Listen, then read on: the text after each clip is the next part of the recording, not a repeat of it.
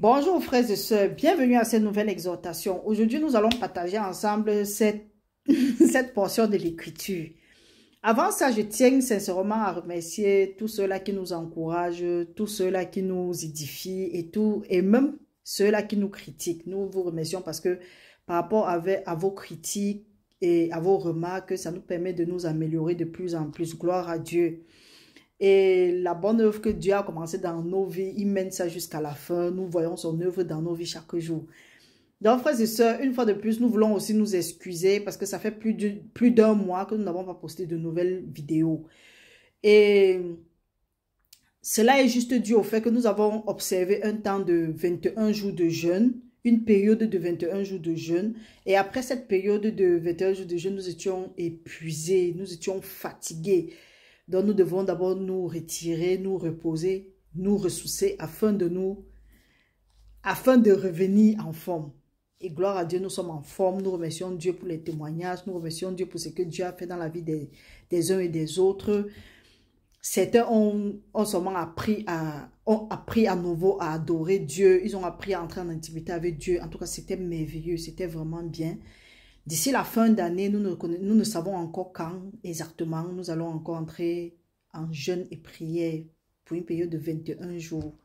Donc, frères et sœurs, nous vous exhortons à prendre part. C'est vraiment bien. Vous pouvez demander à ceux qui ont pris part. C'est fatigant, mais c'est vraiment bien. Ça booste. Donc, frères et sœurs, aujourd'hui, nous allons partager un thème qui dit... le sujet, c'est... Dieu était où quand je traversais toute cette situation? Mon frère, ma soeur, si toi, tu t'es posé cette question, c'est tout à fait normal que tu te poses la question à savoir où était Dieu quand tu traversais les situations, mais ça ne doit pas t'arrêter, ça ne doit pas freiner ou bien venir entraver ta relation avec Dieu. La parole de Dieu nous demande de ne pas nous inquiéter parce que quand nous commençons à demander que Dieu était où, nous rencontrons les challenges chaque jour, mais quand nous commençons à dire que Dieu est où, c'est pour dire qu'il y a quelque part un manque de foi. Donc, mon frère, ce que je veux juste t'encourager à faire, c'est que reste focalisé sur Dieu. Parce que il a dit dans sa parole dans Romains que quiconque met sa confiance en Dieu ne sera pas déçu. Et nous avons plusieurs autres versets de ce genre. Il nous dit par exemple dans Philippiens 4, de 6 à 7, il dit que ne vous inquiétez de rien, mais pas des prières, des supplications avec action de grâce. Faites connaître vos besoins à Dieu et la paix qui surpasse toute autre paix gardera vos cœurs dans le Seigneur Jésus-Christ. Et quelque chose aussi, il nous dit quelque part que nous ne devons pas, face à nos difficultés, s'appuyer sur les hommes. Nous ne devons pas nous appuyer sur notre intelligence, mais nous devons prendre Dieu comme notre bouclier. Parce que même si la situation que tu es en train de traverser maintenant, tu crois que ça ne va jamais finir, la parole de Dieu, et que ce que tu es en train de traverser, tu te demandes bien si quelqu'un a traversé ça. Non. Ce que tu traverses aujourd'hui, il y a des gens qui ont eu à traverser cette situation-là, parce que la parole de Dieu dit que il n'y a rien de nouveau sous le soleil. Ce qui est a déjà été. Et il nous dit aussi dans Psaume 21 que même si je traversais l'ombre de la vallée de la mort, je sais que Dieu est avec moi. Donc quand tu te rappelles de ça, tu n'as même pas besoin de te poser la question à savoir où est Dieu quand je suis en train de traverser ces situations-là. Tu restes seulement confiant. Tu fais savoir à Dieu tes besoins, pas des prières et des supplications. Et tu commences à dire merci Seigneur. Donc frères et sœurs, nous allons partager un passage. Nous allons lire dans Isaïe 41, du verset 10 à 12. La parole de Dieu nous dit, restons même seulement à 10, il dit, ne crains rien, car je suis avec toi. Ne promène pas des regards inquiets, car je suis ton Dieu. Je te fortifie, je viens à ton secours. Je te soutiens de ma droite triomphante. Il nous dit aussi plus tard dans Deutéronome 31, il a dit cela à Josué. Quand Josué, après la mort de Moïse, Josué était celui qui devait être à la tête du peuple d'Israël pour conduire le peuple d'Israël dans la terre promise. Mais quelque part, Josué était fixé sur les choses qu'il voyait. Ça lui faisait peur. Pourtant, il savait que oui, Dieu m'a dit de faire telle chose, mais il a pris peur. Dieu le rassure ici en disant, nous allons lire à Deutéronome 31 à partir du verset 6. Le Seigneur lui dit, fortifiez-vous et ayez du courage. Ne craignez point et ne soyez point effrayés devant eux, car l'Éternel, ton Dieu, marchera lui-même avec toi et il ne te délaissera point, il ne t'abandonnera point. Toi, mon frère, ma soeur, sache que les situations que tu es en train de traverser là, il faut savoir que Dieu est dedans. Parce que si Dieu n'était pas dedans, c'est que même ce que tu es en train de traverser, tu ne devais même pas supporter. Et sache que tes challenges d'aujourd'hui sont tes témoignages de demain. Nous allons voir, nous allons lire ça dans la parole de Dieu. Jésus-Christ a dit par exemple qu'il est venu pour la brebis perdue. Peut-être il est venu pour la brebis perdue de la maison d'Israël. Toi, peut-être tu es en train de traverser une situation que tu te dis non. La situation, si non, c'est trop. Ou bien par rapport à mon passé, ce que j'ai fait, tu te condamnes toi-même. Ou bien ce que les gens ont déjà dit, tu te condamnes. Tu dis que non, tu n'es pas digne d'entrer dans la présence du Seigneur. Ou bien tu n'es pas digne d'aller à Dieu. Non, hein. Comme nous avons dit, Dieu est venu pour la brebis perdue. Donc, peu importe ta situation, peu importe les conneries que tu as pu faire, peu importe les bêtises que tu as pu faire dans ta vie, peu importe le mal, le vol, l'assassinat, l'occultisme, peu importe, Dieu ne regarde pas ça. Dès que tu viens à lui, les choses anciennes sont passées. Voici, toutes choses deviennent nouvelles. La seule condition, accepte son fils comme ton Seigneur et ton Sauveur. Et le reste là, Dieu s'en occupe. Donc tu es en train de te lamenter comme ça là. La seule chose que Dieu dit, il dit que pourquoi est-ce que tu dois te plaindre? Tu dois plutôt confesser tes péchés, tu dois te repentir. Se repentir ne veut pas forcément dire que tu as péché. Mais le fait de douter de la parole de Dieu, le fait de douter que Dieu dit que les projets qu'il a pour toi sont les projets de paix et de bonheur et non de malheur pour t'assurer un avenir plein d'espérance. Et nous savons que la Bible, c'est un livre des promesses. Et Dieu veille sur sa parole pour l'accomplir. Mais quand Dieu te dit que telle chose est pour toi, les projets que j'ai pour toi sont les projets de paix et de bonheur pour t'assurer un avenir plein d'espérance. Face aux situations, tu dis que hey, Dieu est où? C'est comme si tu doutes de Dieu. Donc maintenant, pour revenir à de meilleurs sentiments, tu dois te repentir du fait que tu as douté de Dieu. Et savoir que quel que soit le problème que tu es en train de traverser, tu n'es pas seul dans ce problème. Et il faut savoir aussi quelque chose. Rien ne peut entrer dans ta vie. Rien ne peut avoir effet dans ta vie si Dieu n'a pas permis. Donc si l'affaire là est dans ta vie, Dieu sait pourquoi. C'est parce qu'il va se révéler à travers cette situation-là. Et si tu ne commences pas à lui remercier, pas des prières, des supplications, à lui faire part de ton problème, pas les prières, les supplications, et à lui faire les actions de grâce. Tu commences maintenant par des actions de grâce, à dire merci Seigneur, tu comptes ses bienfaits, tu regardes ça, tu racontes et tu dis que ok, telle chose que j'ai acquérie comme ça là, est-ce que c'est de ma force? Non, ça ne peut qu'être la bonté de l'Éternel. Donc tu commences à glorifier Dieu, à lui remercier pour ce qu'il a déjà fait. Mon frère, tu restes focalisé sur le problème là, c'est que tu vas te noyer. Et comme Dieu ne veut pas que tu te noies, il te dit, reste concentré sur lui. Ne te retire pas de la foi. Il dit que son juste va marcher par la foi. Mais s'il se retire, son âme ne prend pas plaisir. Donc ce que je vais te dire, c'est que peut-être tu es à une situation où tu dis que Dieu est même ouf. Tu veux prendre d'autres résolutions. Je t'interdis de prendre ça maintenant au nom de Jésus-Christ. Reste concentré sur Dieu parce que Dieu n'est pas en retard pour accomplir sa promesse. Tout ce que Dieu veut, c'est que tu restes focalisé parce qu'il a dit que son juste va marcher par la foi. Et que s'il ne se retire pas, il va recevoir ce qui avait été promis après qu'il ait cru, après qu'il est resté, il soit resté dans la foi. Nous pouvons lire ça dans Hébreux 10 à partir du verset 34 jusqu'au 36 ou bien 38. Donc frères et sœurs, peu importe, peut-être tu regardes, tu vois les gens ont fini, les gens ont traversé, les gens ont atteint certains niveaux, les gens ont déjà acquéri certaines richesses et autres. Toi, tu regardes, tu dis que, oh, je suis où? Pourquoi ma vie est comme ça? Pourquoi? Ne te lamente plus. Ce que tu dois faire, attache-toi à Dieu. Job 22 nous dit, attache-toi à Dieu et tu auras la paix. Et tu vas jouir du bonheur. Mais si tu ne veux pas t'attacher à Dieu, tu veux regarder les choses éphémères, tu vas souffrir. Même si tu es en train de pleurer, même si la situation là est insupportable, il faut savoir que tu as encore la force de dire que c'est insupportable pour ça parce que c'est encore supportable. Parce que si c'est insupportable, tu n'auras même pas la force pour dire. Tu n'auras même pas la force de parler.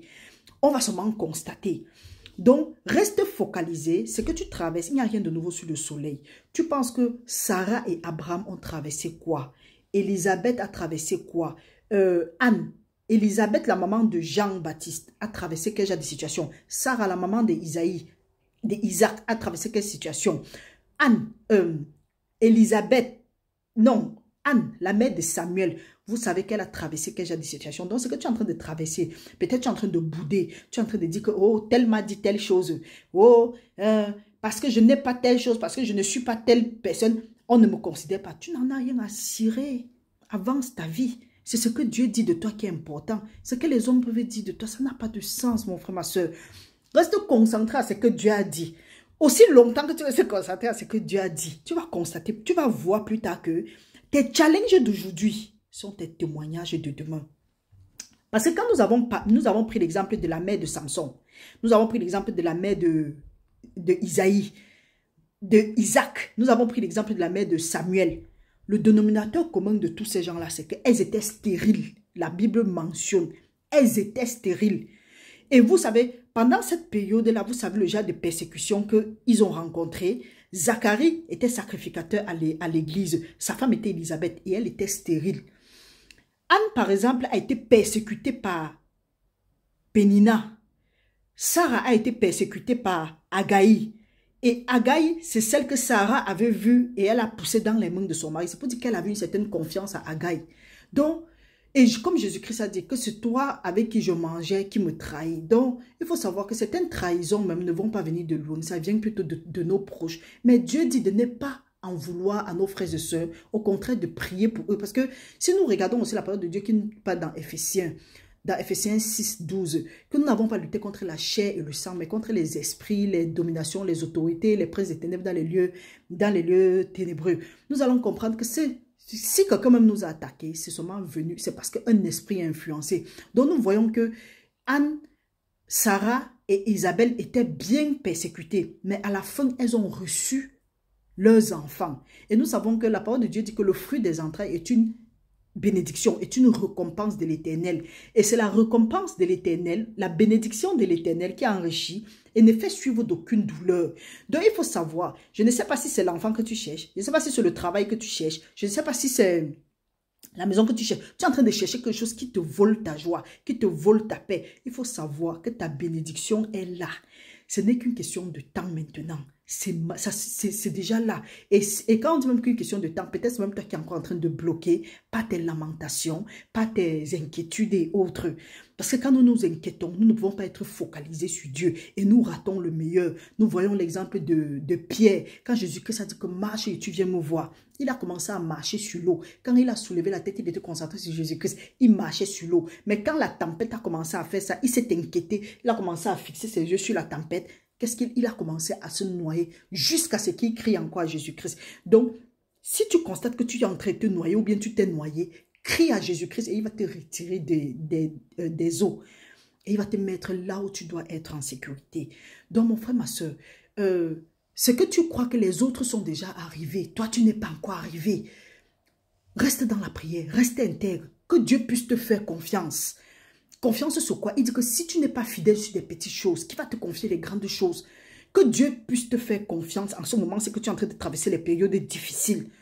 De telle enseigne que demain, quand il va te bénir, toi tu vas reconnaître, oui, ça c'est la main de l'Éternel. Et tu vas voir, c'est sa bénédiction qui enrichit, ne fait suivre d'aucune douleur. Ta part va venir peut-être en dernière position, mais ça va t'apporter plus de joie que si tu avais reçu ça avant. Parce qu'il a dit dans sa parole aussi, dans Ecclésiaste 3:11, Dieu fait toutes bonnes choses, Dieu fait toutes choses bonnes en son temps. Il a mis dans le cœur de l'homme la pensée de l'éternité, même comme l'homme ne connaît pas ce qu'il fait depuis le commencement. Et il nous dit aussi dans Romains 8:28 que toutes choses, qu'elles soient bonnes, qu'elles soient mauvaises, concourent au bien de ceux-là qui aiment Dieu et qui sont appelés selon son dessein.